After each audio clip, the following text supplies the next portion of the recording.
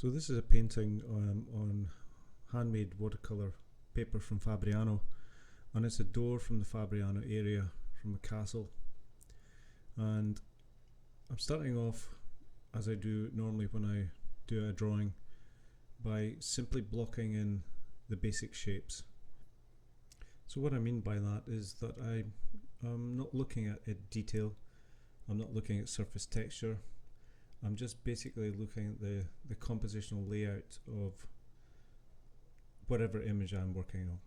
So I'm looking at this in terms of big shapes to start with, and even you can see here when I'm kind of drawing the little keyhole, I'm not trying to actually draw the shape of the keyhole, I'm just looking at the basic shape as to where it's going to sit.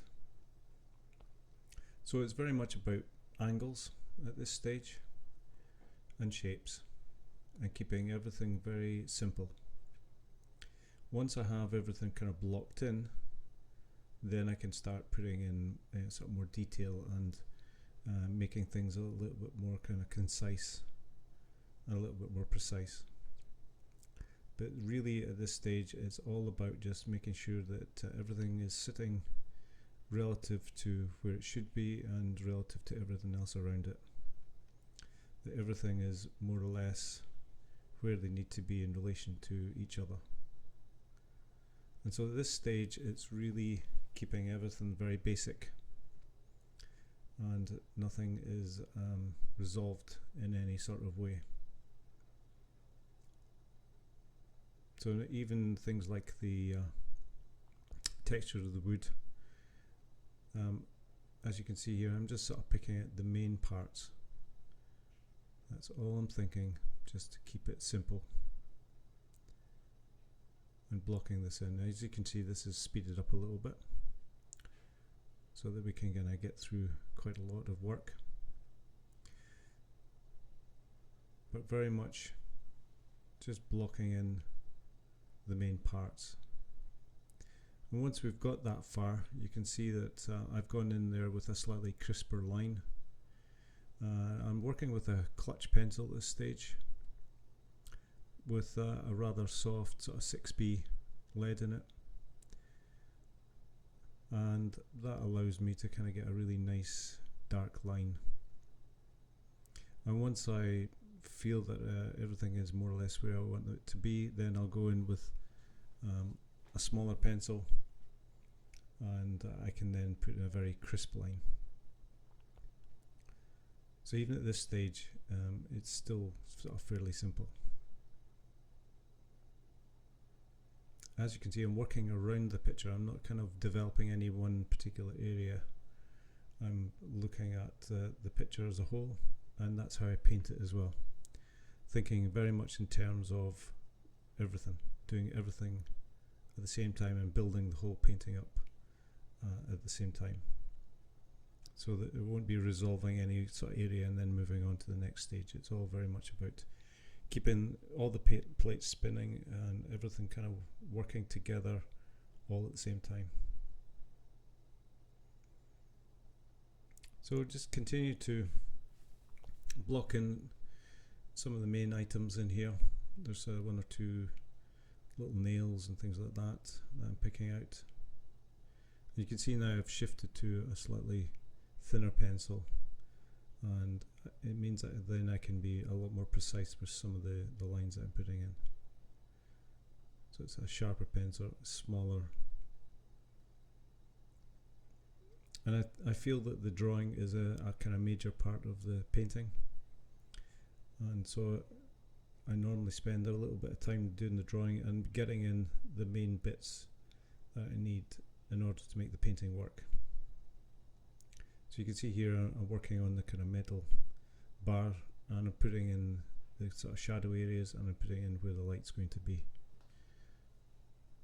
So I get as much information as I need so that I'm not making up a lot of stuff, but I'm not going to the point where I'm drawing every single line in. I'm allowing, space for me to kind of work with the watercolor.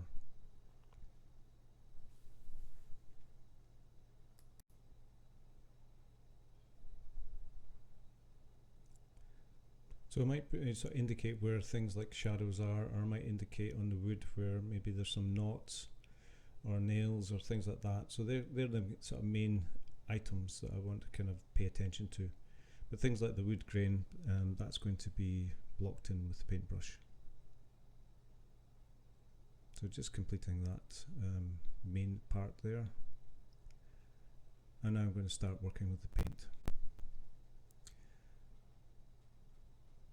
The first thing I do is I kind of put down the main darks, and I kind of block in, this is my black, I use Prussian blue and Van Dyke brown mixed together, and I block in the main darks and main sort of dark edges, mainly to make sure that I have an anchor so that when I work later on with some of the washes and things, I don't lose the essence of the drawing or the essence of the painting. So it's very much about kind of making sure that all the main areas, in particular edges, are taken care of, so that you know, if I put washes in later on, I don't lose some of the drawing. So this is the main sort of area that's dark, this area, and there's another area at the top. They're the darkest bits. Now I've noticed while blocking this in that the paper, it's a handmade paper, and it's being slightly resistant to accepting the paint. And what I mean by that is that the sort of, it's not flowing particularly easily, and because of that it's not kind of flowing off the brush, it's rather kind of sticky. In some ways that's the beauty of handmade paper, is that it has its own sort of personality, and I occasionally will sort of experiment on the back of the piece of paper just to see whether it will resist the paint or not. But I quite like it. It's almost like having its own kind of, you've got to find its own way of working to kind of get around some of the issues. So in this instance, I decided after kind of working with this that the lines, because they weren't kind of coming off the brush very easily, I would use some ox gall. So just basically a cap full of ox gall into the water, and stir it a little bit, and then mix that into the paint, and that allows the paint to just kind of come off the brush so much easier, and it's less sticky and less resistant to the paint going onto the paper. So it's kind of sort of thing that you would notice at the very beginning of the painting. If I'd waited until I'm sort of working it in the body of the picture and I didn't use that, then I would find it maybe slightly difficult to kind of get some of the sort of textures and techniques. So as I said before, I'm just basically sort of locking down some of the edges, some of the areas that are dark. This area here that I'm working in, that's the kind of next darkest area. And I feel, you know, when I do this, that it kind of helps me very quickly get a sense of the important bits, the bits that are really intensely dark. And when I then work into it later on, I won't kind of lose these parts. They'll still be there, and I can then kind of balance everything off of that. So nothing will be sort of darker than these. I will go over some of them a few times to make them more intense, but they will be the darkest bits of the painting. So you're kind of working with the white of the paper is your lights, the lightest bit, and I'm establishing the darkest bit. Everything else has got to be within that tonal range, and very quickly you can get a sense of what that's going to be. So I'm just picking out some of the main parts of it, sort of wood grain and other main features that will help me when I'm painting. It helped me kind of get the kind of basis of the main parts. So I'm going to continue just developing the picture with the line.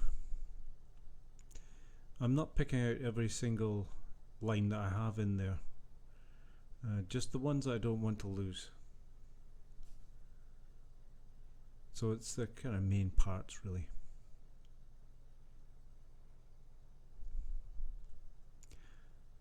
Just working in an area where there's a couple of nails just embedded into the wood, and it's a little bit darker, so I'm just kind of putting these features in.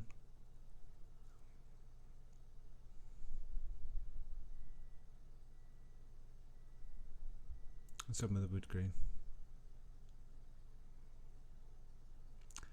So now I'm starting to put some colour into this, and I'm starting with the Quin orange, burnt orange. And you can see when I put the wash in here, it's a broken wash, so it's an irregular wash.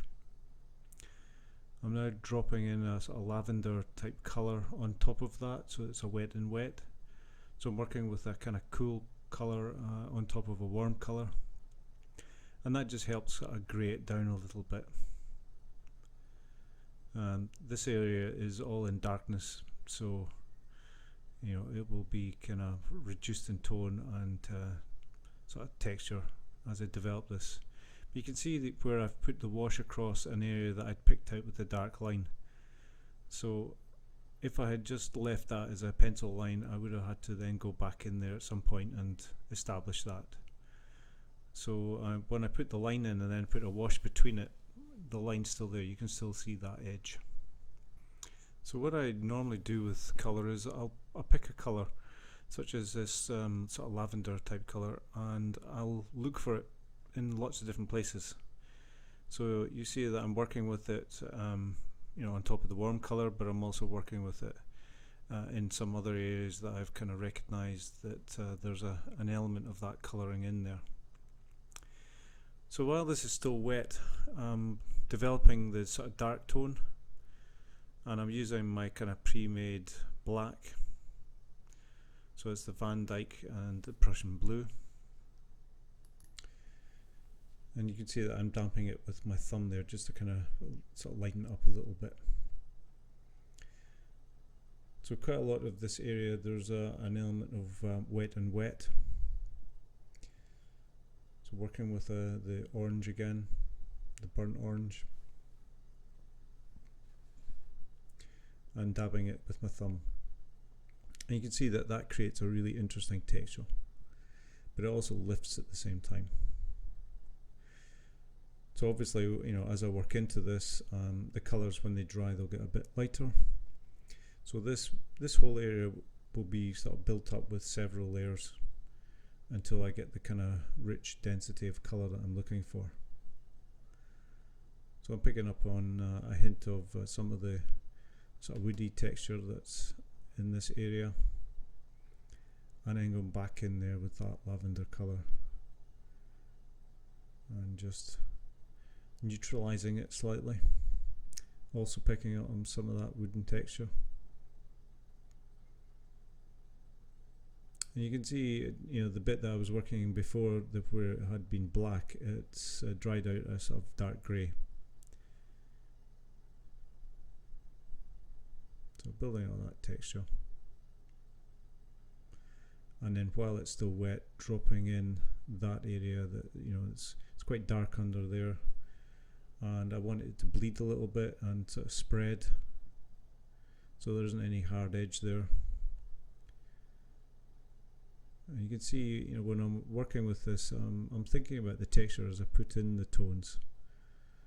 So, you know, sort of putting in almost like hatching, just picking up on the sort of wood grain effect.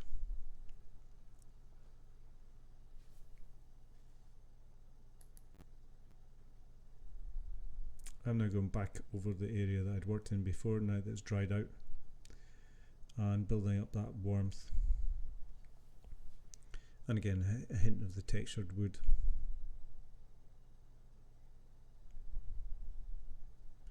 And that's the way I tend to work with colours. I'll tend to work with warm colour, then cool colour, then warm colour, and just kind of building up layer upon layer.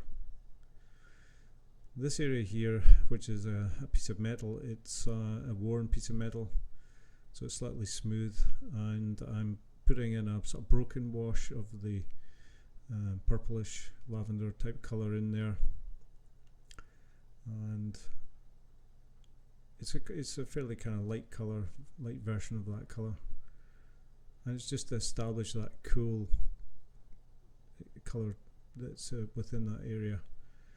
I will go back over that with some oranges. I'm dropping in the orange here now while it's still wet, just building up that kind of warm color underneath there. There's a really vibrant orangey reddish color sitting just at the underneath part of this. So, you know, almost been working with just a couple of colors here.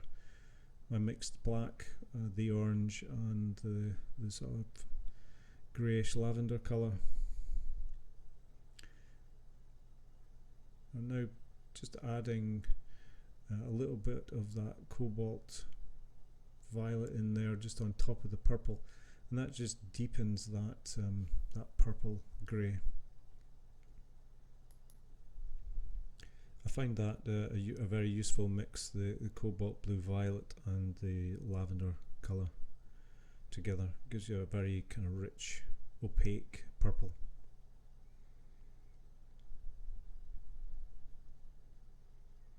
So just developing this whole kind of area on the metal bar. I'm now just masking an area off with a piece of paper, and the bit to the left hand side is the bit I'm masking, and I'm putting in some wood grain with one of my brushes, which is an old brush, and I'll use this for stippling and I'll use it for splattering. And you can see here I'm just using it very lightly, just knocking in this sort of bluish colour in there and then just dampening it down a little bit with my finger. And that will help establish a sense of a wood grain. So I'm almost like using it like combing, a combing effect. Using a small brush now just to kind of pick out one or two areas that need a little bit more detail. Areas that you couldn't pick out with a large brush. But the brush I'm using for combing is an old one-stroke brush that's gonna splayed a little bit, and just depending on how hard I press or how much water is actually on the brush will depend on the sort of effect that you'll get with that. And I have a few of these brushes that of different sizes will give me, you know, different kind of combing effects. But that one brush will serve me many times for different areas on this painting.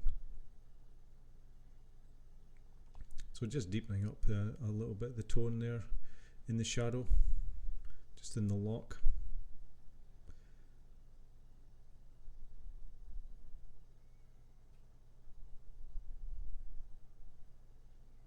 So same brush again, just picking out a little bit of the sense of the wood grain. It gives me something then to kind of work around and work with. So it's a very kind of quick way of blocking that in. It's such an open grain in this old door that this is kind of perfect for that.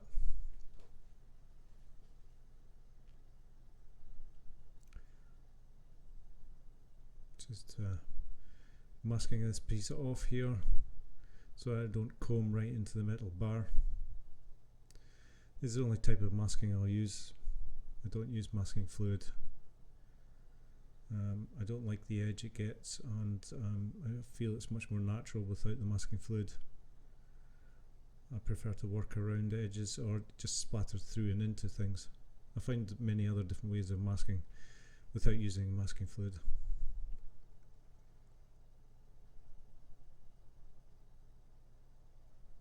So just picking out what I would suggest is kind of the main parts of some of the wood grain.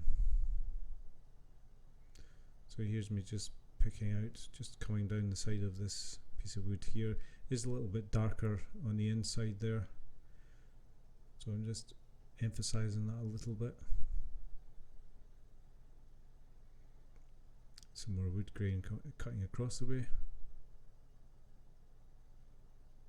And the continuation of that at the other side. And down at the bottom. So we now get a kind of a little sense of, you know, the fact that that's got a textured wood surface, and this kind of gives me something to develop and work around when I'm painting. So some of it I might get rid of, some of it might develop, increase the tone, just change. But it's a kind of a structure, a bit like placing the darks in.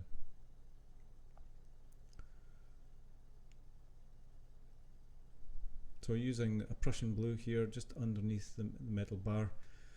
I tend to use my colours very pure, and I grey them out by just working with the opposites, to kind of, so for instance I would work with oranges and things on top of the blues just to grey that down. So in the end, when you look at the painting, it may not be as colourful as all the colours that I put on top. You know, I do work with very pure layers of colour when I'm working, and the only kind of greys that I use are that kind of lavender, sort of purplish grey, and the Prussian blue and the Van Dyke mix that I create. When watered down, that creates a very interesting grey. And depending on the mix, you know, if you go blue, then it kind of comes into this sort of greenish range, and if you go too far into the Van Dyke, it will give you a nice warm sort of colour. So it gives you a nice range of tones. So just deepening that side and that back of the metal bar. Now, working with a kind of stippling type effect to create the texture and the tone and the colour at the same time. So, you know, they're using the different ways of working with the brush to create different surface textures. So the stippling effect is particularly good for sort of granular surfaces. Here I'm working with the brush again to create that kind of wood grain effect.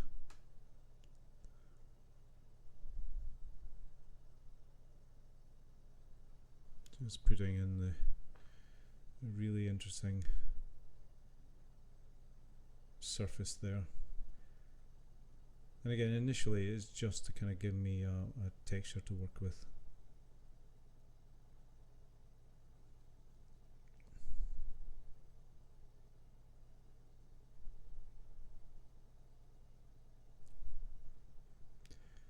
So going back and deepening some of the tones in there, just sort of developing that area down there with a sort of Prussian blue, now working with a fairly pure orange, that burnt orange in there, and there's some really interesting little dashes of orange here and there. Again, when I find that if I focus on a particular colour, I start to see evidence of it in lots of places. And you can see the way I'm building this up, I am not you know, working on a particular piece of wood or a piece of metal and then sort of finishing there. I'm going around the painting, building the whole painting up at the same time. So it's a continuous development until I'm complete. Because I feel that sometimes as I work on one part, it will change the way you see another part of the painting. So there has to be a sort of continuous improvement on the whole painting.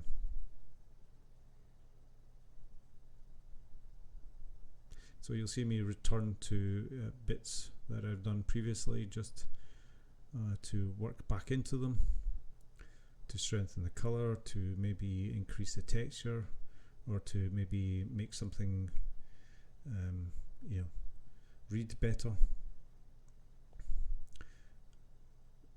So that, you know, I've gone into sort of various places, and I'm coming back to them when I'm sort of suddenly see that the colour I'm working with, there's a hint of that in another place, and so I'll sort of, you know, dance around the whole picture.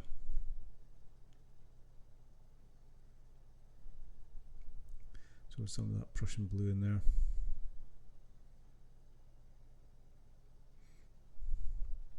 quite often dampen it down like that just to kind of kill some of the colour and take it off with my thumb. It also helps spread and texturize the paint.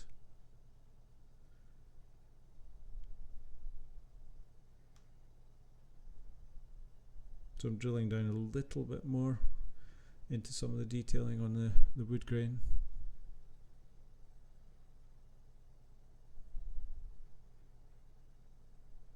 Just continually developing that. You see that that area is becoming more refined.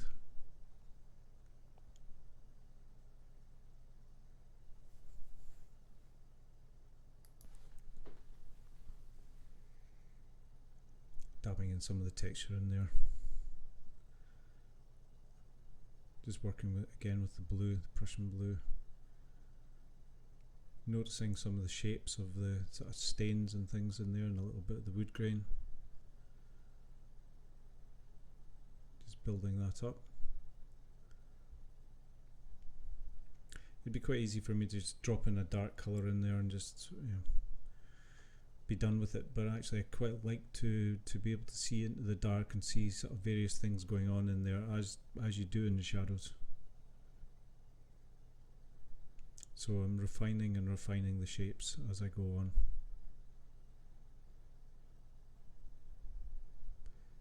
And again, I could have drawn it all out with pencil to begin with, but that I find that slows me down a little bit.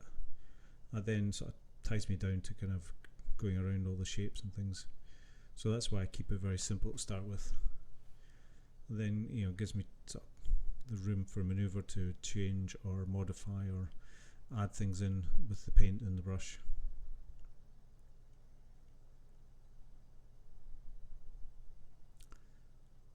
So just deepening some tones and some of the wood grain.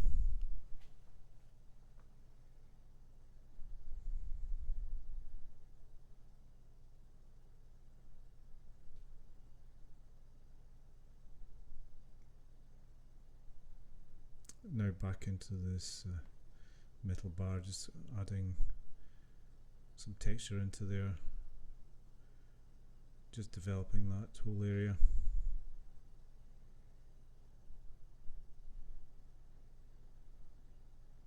Now going back over the wood grain. The way I sometimes do it is I'll do multiple sort of layers of colour. So it's just, you know, using the same brush but with different layers of colour will create something more sophisticated, and it will make it look more interesting, rather than just having maybe just one colour like an orangey colour or something like that.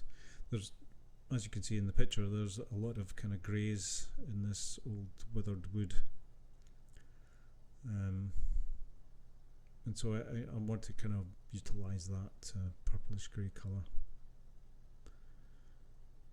Again, picking up the wood texture. You saw a minute ago, I was working with some stippling in there. Just again, it helps create sort of tone and texture at the same time.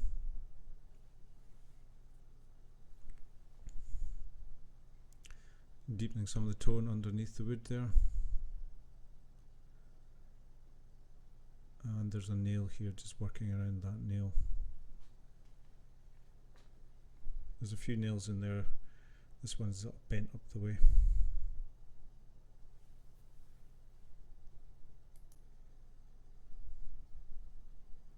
Picking out some of the wood grain. Working with the Van Dyke Pure. A little bit more stippling, dabbing with my finger. Just developing the texture, deepening that tone. I want this to be a sense of being at a lower level and, you know, slightly like a hole, but not completely. I want to be able to read that and see that there is textured wood in there. Now using a round, but I'm using, you know, putting it in a sort of circular way, blobbing it in almost to create a texture in there.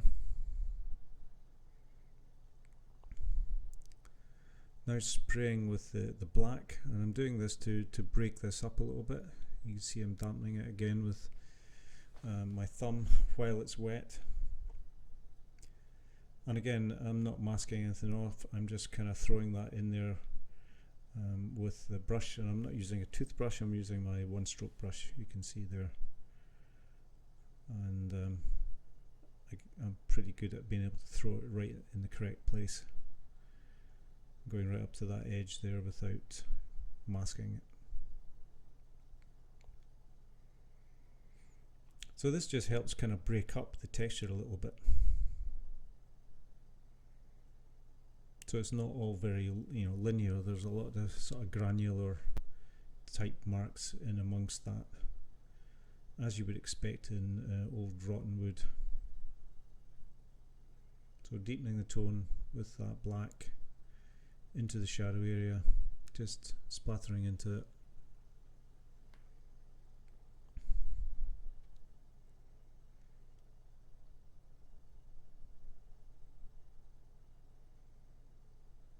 Now working with the Prussian blue and splattering with the Prussian blue. So deepening the tone and cooling down that area at the top. Now I'm spraying it with some clean water, and that will help spread the area that I've kind of splattered into. And now splattering around that area, it just helps soften any of the splats that go down while it's slightly wet. Won't stay as a spot, they'll spread slightly. So again, I'll use that as a kind of method or a technique to just kind of give me a different mark. So now I'm working with some of these sort of textures that I've created, and then going back in there and just tidying up some of the edges, some of the lines.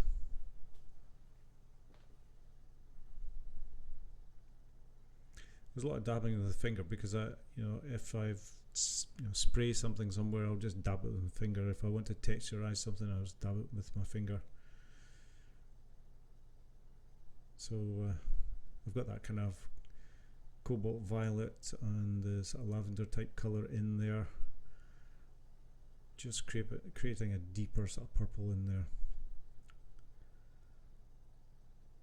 So again, I could have dropped more of the black in there, and I will do probably later on, but I'm wanting a kind of a hint of a different colouring in there. It all kind of helps it become a kind of rich texture surface. Many different colours, but there is a balance to the colouring. I'm working within a range, so just cooling some of this lighter area off here, and that will help highlight the bit below it.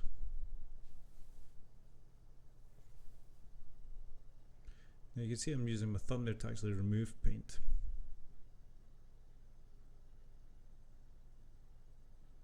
Go back over the top of some of that texture, wood texture, just deepening some of that down. I'm using a sort of cobalt teal colour in here, just to kind of give it a sort of little hint of green in there.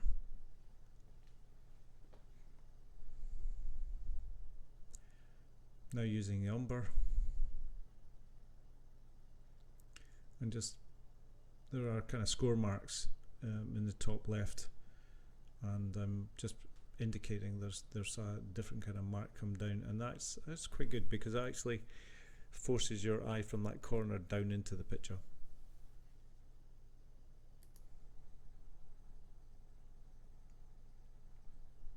Just picking out some of the deeper edges there.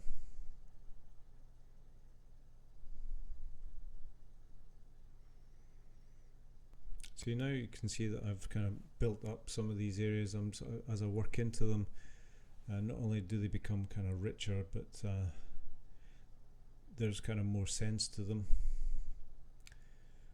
So I'm kind of, as I go along, I'm drawing as well as the painting. I'm just trying to make more sense of some of the marks that I'm seeing there. So I'm now just defining. When you look into this piece of wood, there are kind of main sort of wood grain, sort of slightly darker wood grain, just, you know, every few centimeters or so there's a kind of a darker edge. So I'm just picking out some of these at the moment. Now just sort of deepening some of that area that's in shadow. I'm using my black, so right in that corner is very, very dark. So I'm just going in there and just texturizing it. Remember, I'd made that kind of purplish colour. Now I'm deepening the tone of it with the black. I'll continue to go into the wood grain as I go along, just to help define the wood grain. Again, as it dries, it, you know, lightens up a little bit. So as I work around the picture, I'll continually go in there and reassess the darks to see if they're dark enough, and to see whether I need to kind of emphasize some areas. So this area has been almost kind of eaten away like woodworm. Just using a wee bit of the blue in there, a Prussian blue.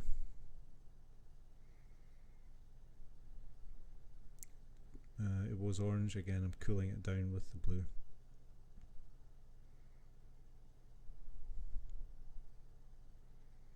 So going back over this area with the wood grain, just slightly deeper tone, working with the blacks. Because I've got it quite light, it's actually, you know, a grey. But it helps just reduce the tone and also just put another layer of tone in there.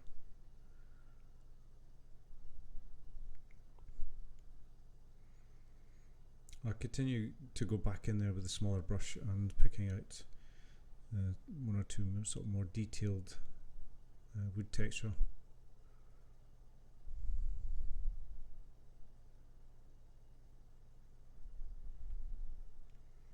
And just emphasizing that, just continuing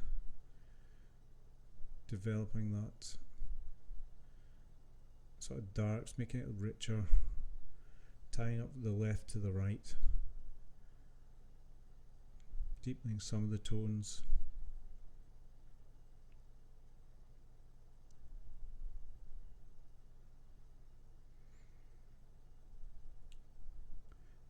I'm just working with the black here, and of, you know, going around, as I said before, kind of re-emphasizing, going over things that I think, okay, they need to be redefined. I need to go back over them and just pull them back out, because they're not reading, or they've probably lost some of their impact or some of the edge that they had.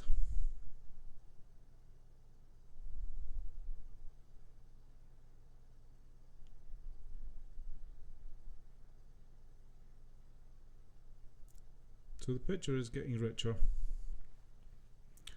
It's making more sense.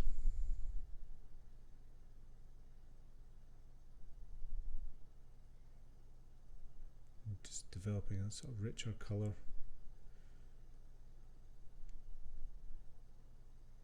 Working back into the knot that's on the piece of wood on the left hand side. Again, I'd only just indicated that there was a sort of circular piece in there, but I need to kind of go back in there and really pick that out, make more sense of it.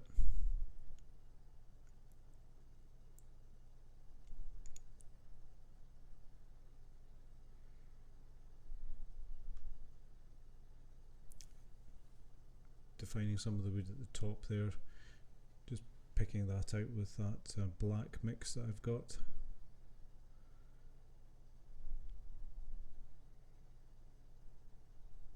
Same down here underneath.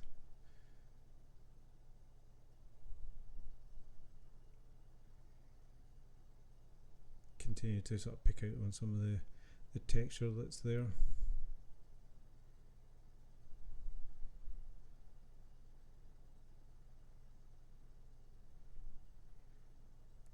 This area up here needs a little bit more information, so it's quite light at the moment. So just defining that a bit better.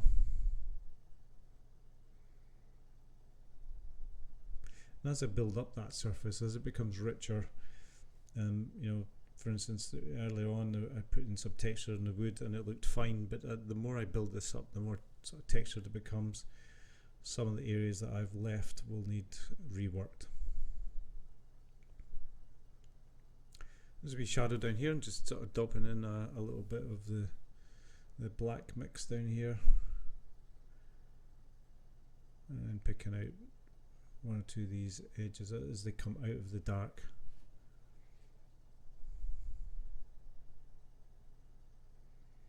Again, you get then more of a sense of the bit on the left hand side being just slightly above the part in the middle, so they're at different levels.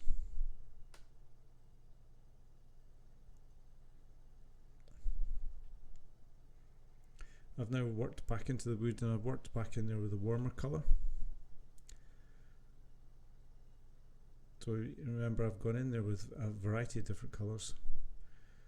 And sometimes just pure blue, and then orange and blacks, browns splattered back into that. You can see how I'm building that up on the piece of wood on the left here. Just multiple layers of texture. And tidying up the edge.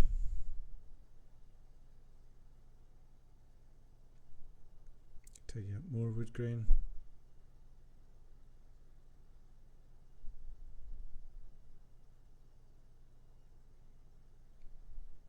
This area is quite a sort of purplish colour, so I'm kind of almost hatching in here with that.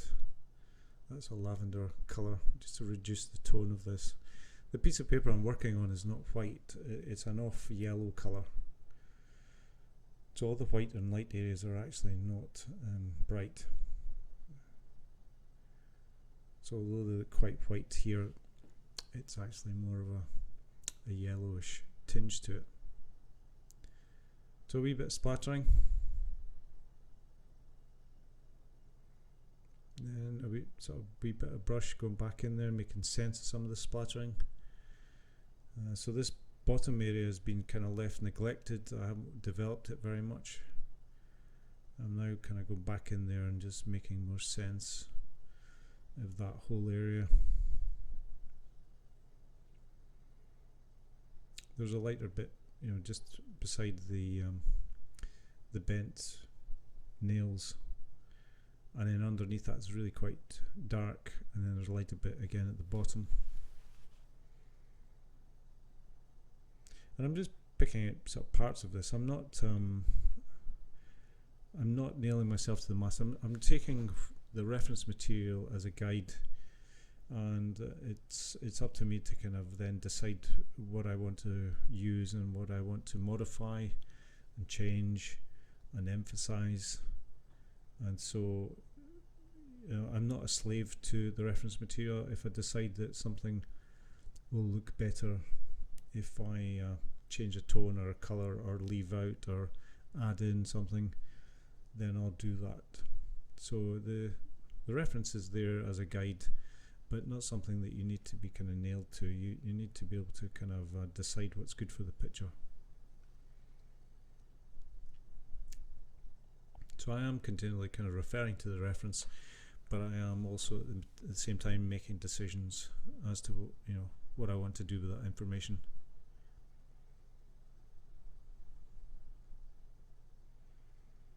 So continue to develop that whole bottom part. Now back up the top. Now going back in there and just going back over some of the wood textures at the top of the piece of wood. Although you can see that it's in there, I need to kind of go back over that with a smaller brush and darker tone.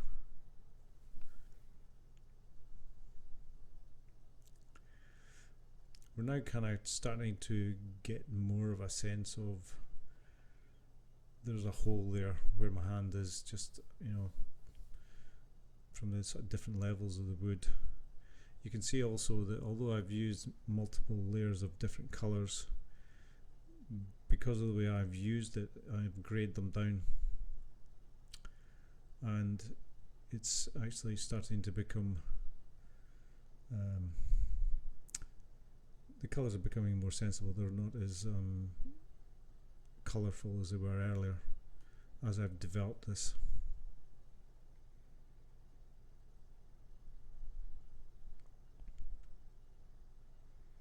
So just picking out the wood grain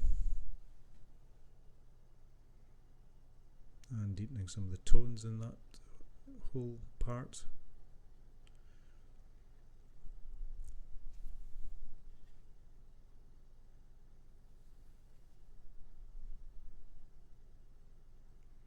Going back in and strengthening some of that up, as I said before, because it dries out lighter, and sometimes as you put it in it looks very, very dark because it's, you know, almost black, and then once it dries out the tones reveal themselves, and then you realise you have to kind of go back in there and develop it a little bit more. And that's what I'm doing here. I'm just going back in there and at the same time making more sense of some of the areas that have been left relatively unworked, underdeveloped.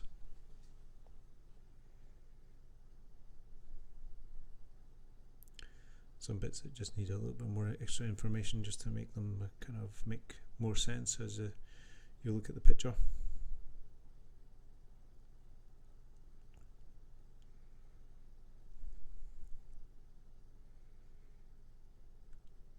Just developing that whole area that I'm working around. There is a change in tone from the dark wood, and then suddenly the next plane of the wood that sort of sticks out. So there's a definite kind of edge to it.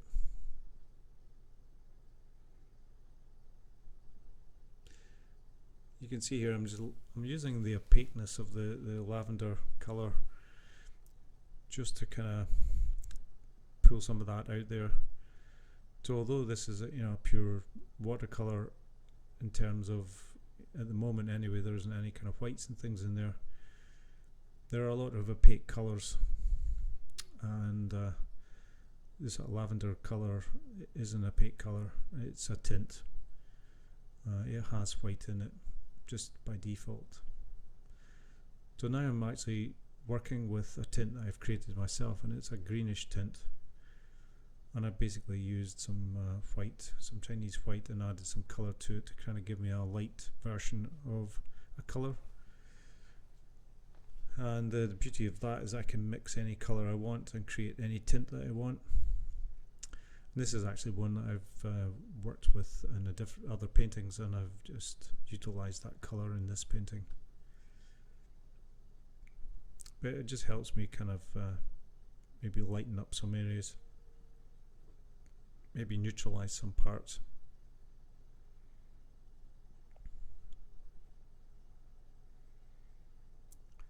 Working with the blue, just sort of putting a little bit of shadow in there, just underneath the nails.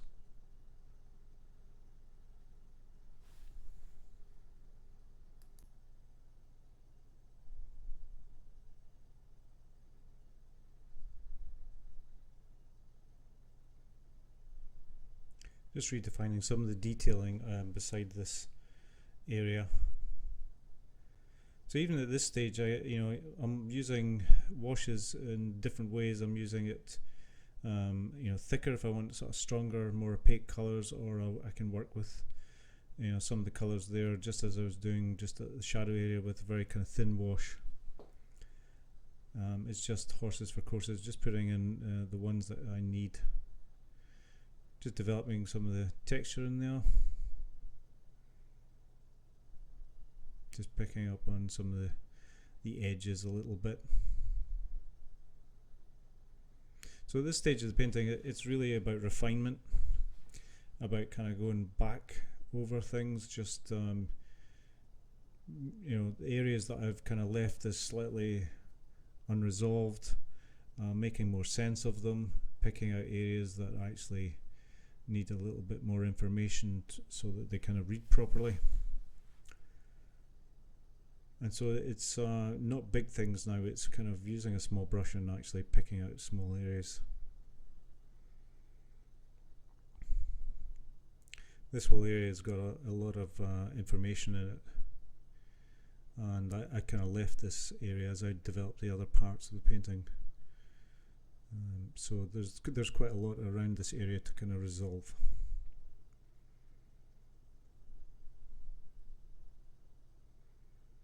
Just picking out some of the darks as they go underneath that nail.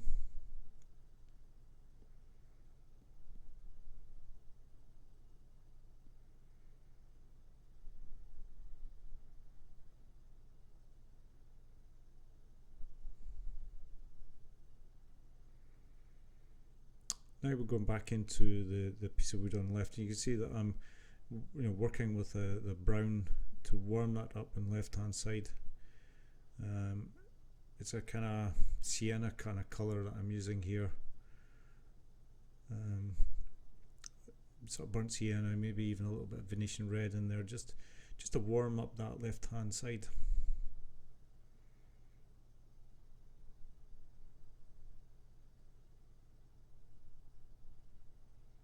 And again, it's just a wee bit of a wash.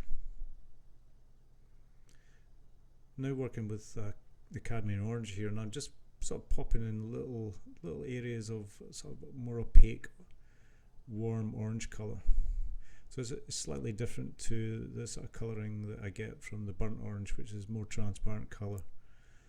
This will sit quite nicely on top of other darks.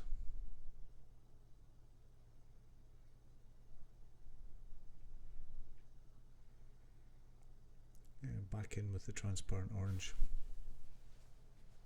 just to warm that whole area up. This helps kind of separate the piece of wood on the right hand side with the piece of wood in the middle.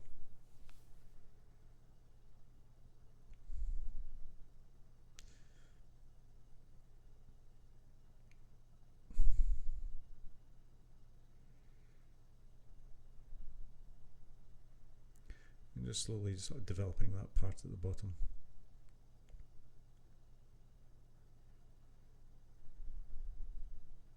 As I said before, if I look for a particular colour, I start to sort of see it everywhere in that area.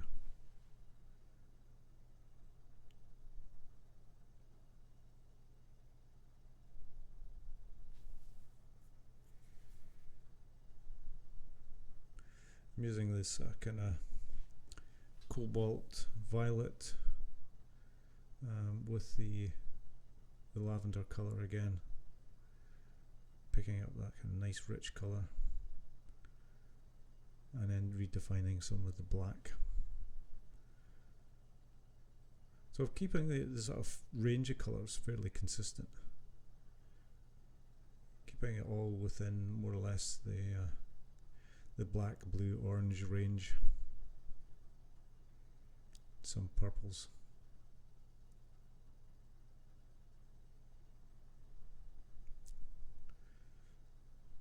And of course, when we look at the photograph, that is pretty much sort of greys and sort of warm greys is what you're seeing in there.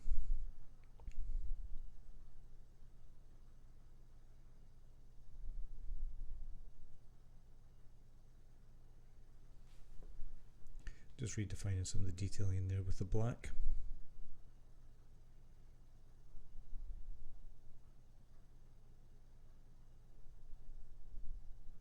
Just breaking that area up a little bit.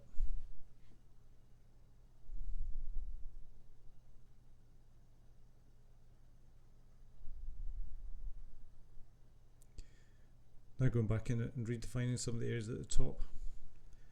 So as I say, at this stage it's about me kind of going around the picture and looking at areas that I think maybe need to be reduced in tone, areas that need a little bit more information. Areas that maybe need just a tiny wee bit like this here, just little marks just to bring them out a little bit. Just working with the pure lavender colour there.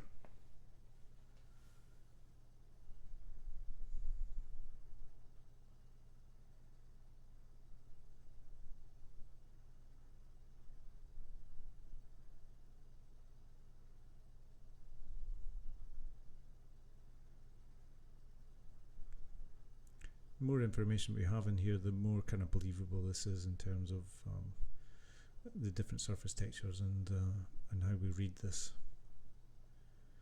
Now dotting in some of this purplish colour in here just to reduce the tone of this and kind of make it slightly more sort of blue. When we look at the picture, it's got a very kind of warm colour to it, but I also see a lot of kind of purpley greys in there, and it's slightly, for me, it overwhelms it. That's what I see mostly. I'm also now picking out a little bit of detailing. I'm leaving some of the areas that are kind of bright as white paper and just working around that.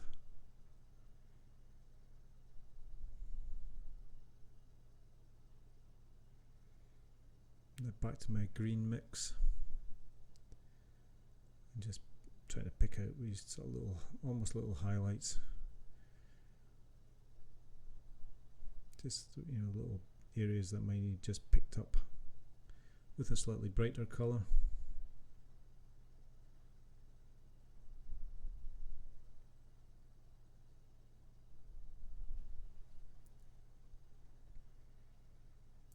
Just little dots of the green tinge to create a really kind of interesting texture around there. Just make it pop out a little bit more.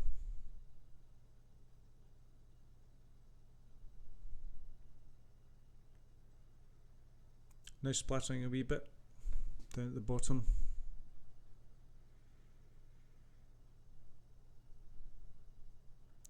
Now working back in here with a Neocolor, which is a water-soluble wax crayon, and I'm just going back over, just lightening some of that area up and just picking out a little bit of the wood grain. So just flattening and at the same time sort of texturizing the image.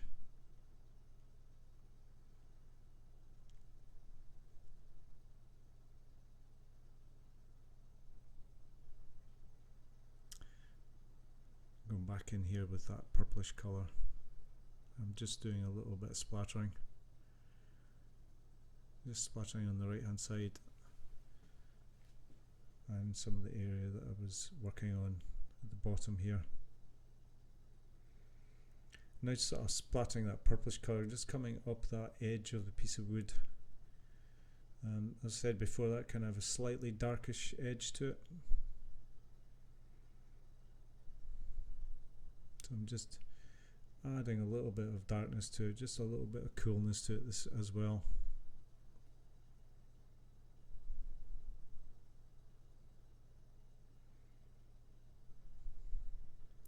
I'm working here with a manganese blue. I'm just cooling this down. The manganese blue is a very kind of transparent colour, so it doesn't hold, you know, it won't change an awful lot of that area. It won't kind of create a sudden strange colour. It will just cool that down a little bit. So a little bit in the wood there.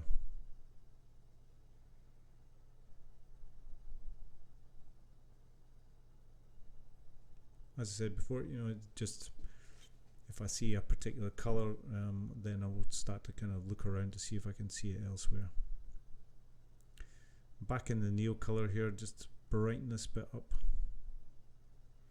You can see in the photograph that it is quite bright there, and I'm not obliterating the wood grain. I'm kind of working with it, so you can still see through this Neocolor mark. And I'm just sort of going in and picking up on maybe a wee bit of the wood grain, and then I can go back over and redefine that little textured mark.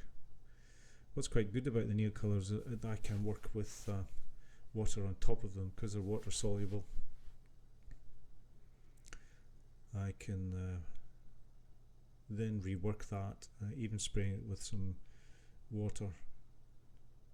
So the crayons are quite interesting.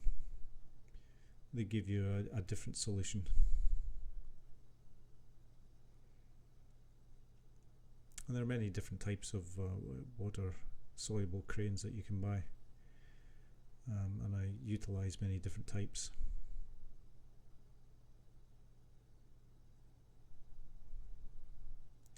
So just going in, sort of final look over the picture, just picking out some areas that I think need refined or just picked up on or sort of deepened. So that's what I spend the last little part of the painting just going over and checking and double checking to see if there's any areas that need just deepened down in terms of tone or picked up on with little bits of highlights and things like that, just to make it read properly. And this is the finished painting.